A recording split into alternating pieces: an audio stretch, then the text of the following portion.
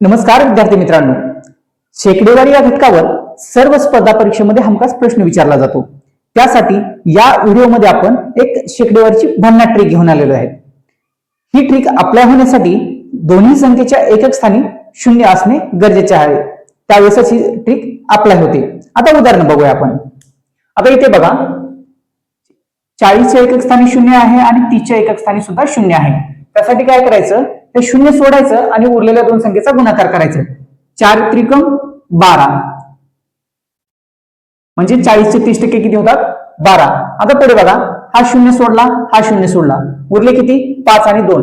5 आणि 2 चा करायचा गुणाकार, 5 दुने किती होतात, 10 म्हणजेच 50 चे 20% किती होतात, 10। आता पुढे बघा, हा शून्य सोडला आणि हा शून्य सोडला, उरले काय, 15 आणि 4, ह्या दोघांचा करायचा गुणाकार।